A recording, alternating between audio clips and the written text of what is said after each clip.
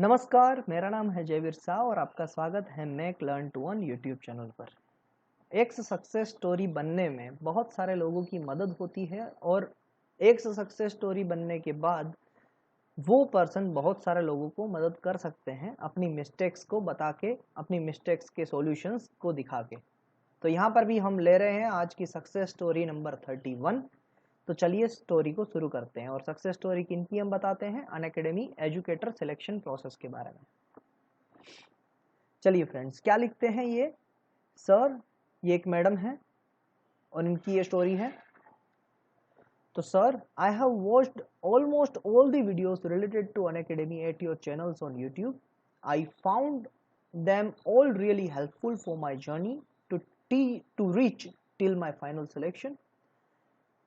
I sent you my PPTs as well as to ask for your confirmation whether it is correct or any mistake.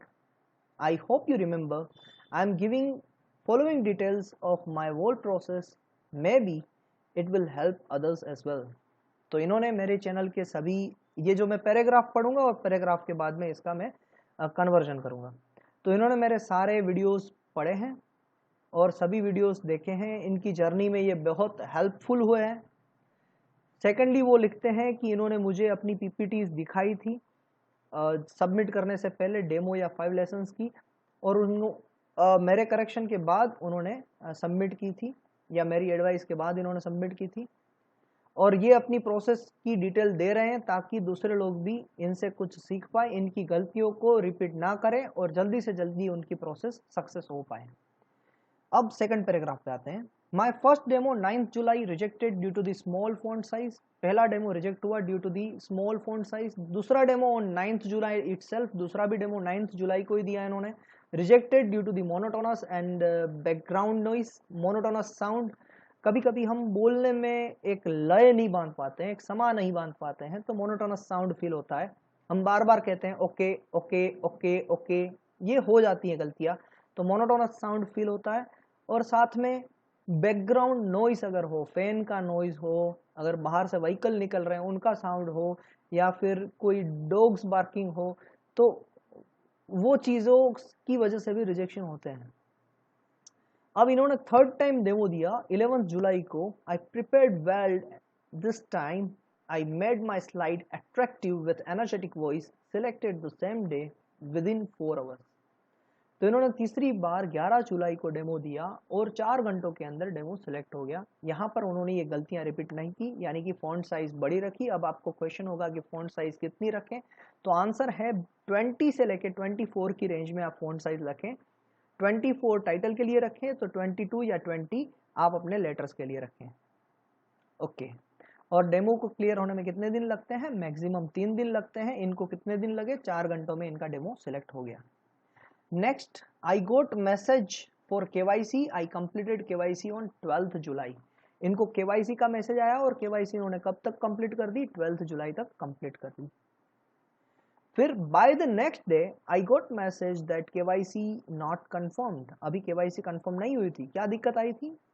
The reason was mismatch of surname in PAN card and my profile. इनकी profile में और pan card के अंदर जो surname थी वो mismatch हो रही थी। जनरली ये गर्ल्स कैंडिडेट के साथ होता है। शादी के बाद इनकी सरनेम चेंज हो जाती है और शादी से पहले इनकी सरनेम जो पापा की सरनेम होती है वही रहती है, इसीलिए मिसमैच ऑफ सरनेम हो जाता है। फिर क्या पूछा अनअकैडमी वालों ने? They asked to send mail with the marriage certificate and other documents. I was having marriage certificate of court.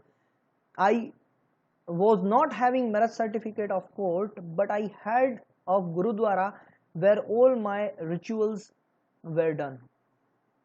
तो इनके पास मैरिज सर्टिफिकेट कोर्ट की तरफ से नहीं था, बट गुरुद्वारा में जहां पर इनकी शादी हुई थी वो उनके पास फोटोज, इमेजेस, रिचुअल्स थे, तो वो चीज उन्होंने अनअकैडमी को सेंड की। Along side I asked one of my educator at Unacademy from whom I used to take classes. He assisted me by saying that their rules are not rigid, they will consider this as well.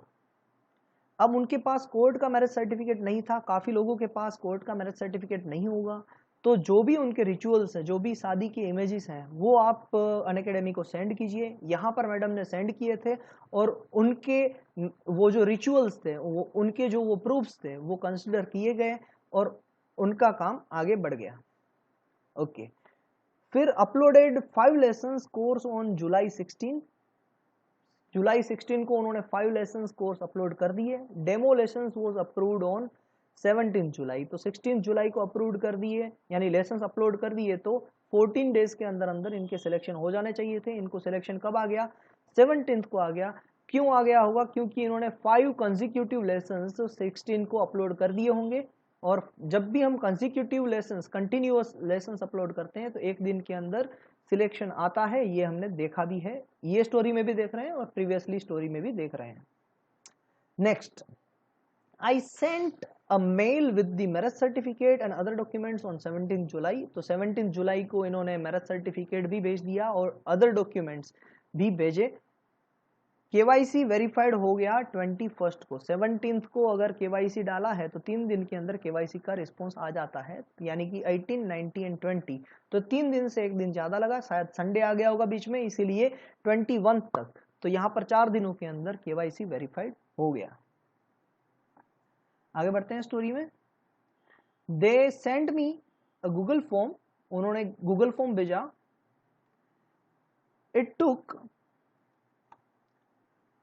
I took enough time to analyze all the questions asked in the Google form, your videos as well as from the other videos as well। तो इन्होंने मेरे video से और दूसरे लोगों के video से Google form कैसे फिलअप करना है वो देखें। I was not having any social platform as well. उनके पास कोई सोशल प्लेटफॉर्म नहीं था। So I created one on Telegram on 16 July and had 82 subscribers till I fill the Google form.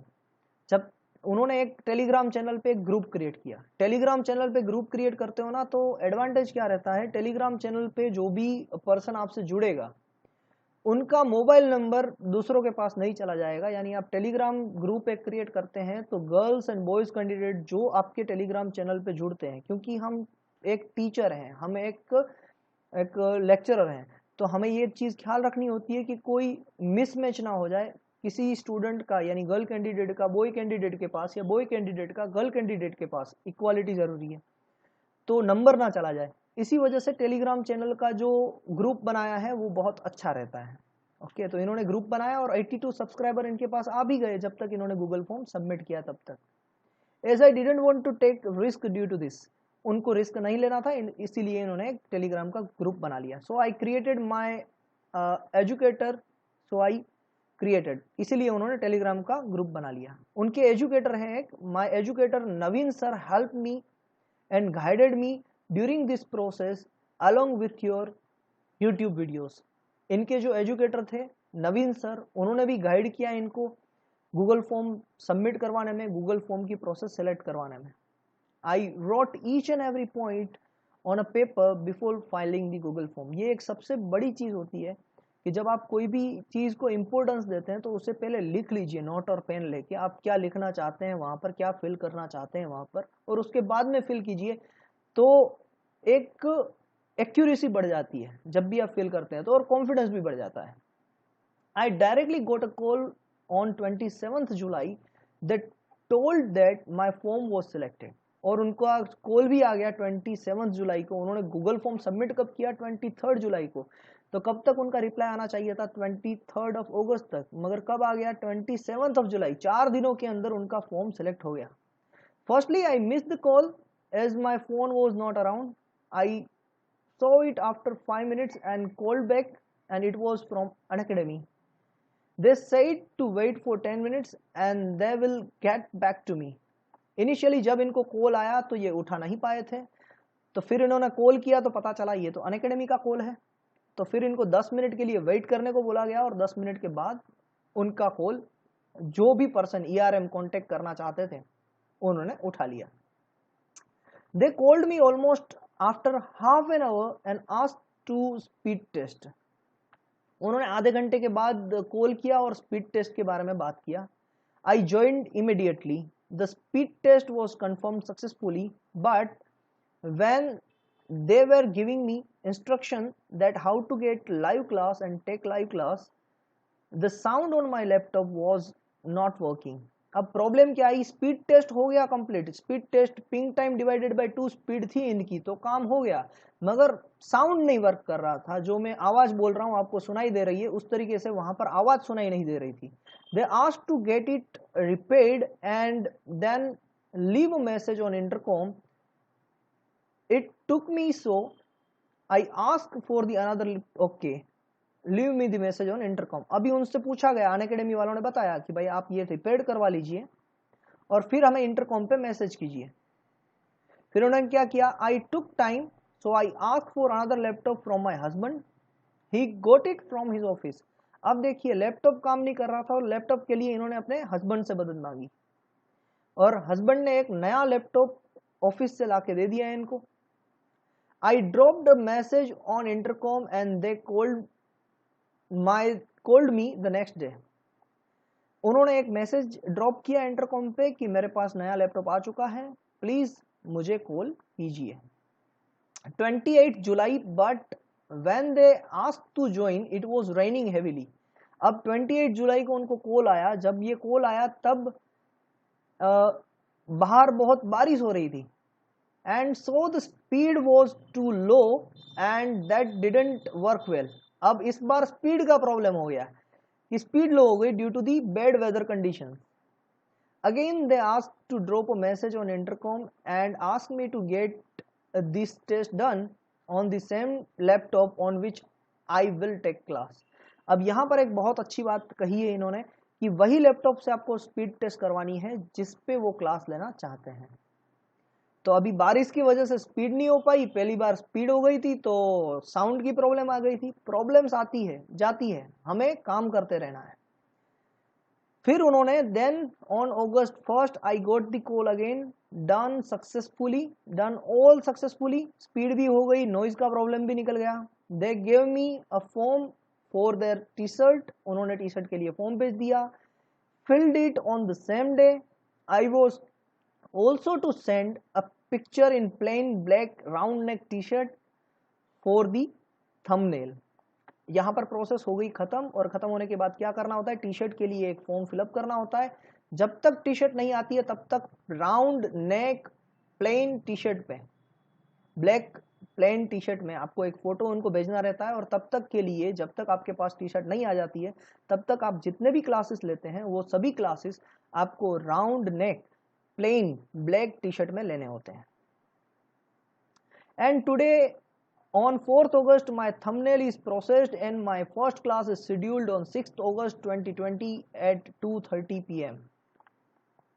दोपहर को 2:30 बजे 6th August को इनका फर्स्ट क्लास शेड्यूल्ड हो गया। I am really blessed with such people who help me along this journey.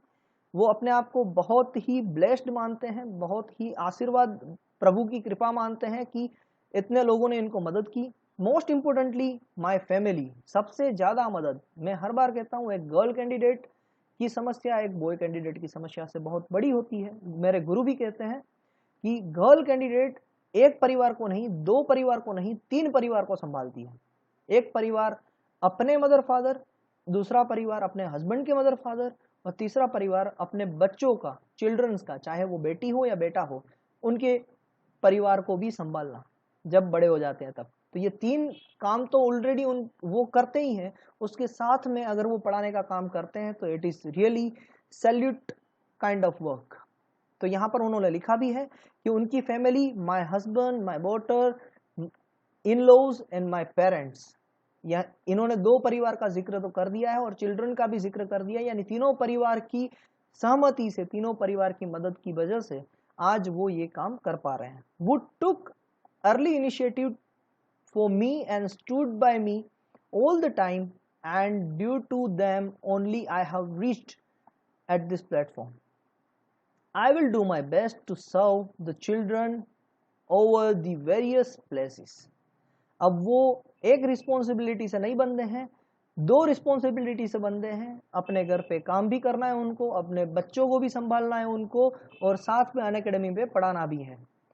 My category is CBSE class 10, subject है English, इनका qualification है MCA और BCA, वर्क एक्सपीरियंस है इनका 8 years। ये इनकी प्रोफाइल लिंक है और इनका नाम है Nidhi ji. Nidhi ji, congratulation from Mac learn to on all family, and without your help I wouldn't reach here.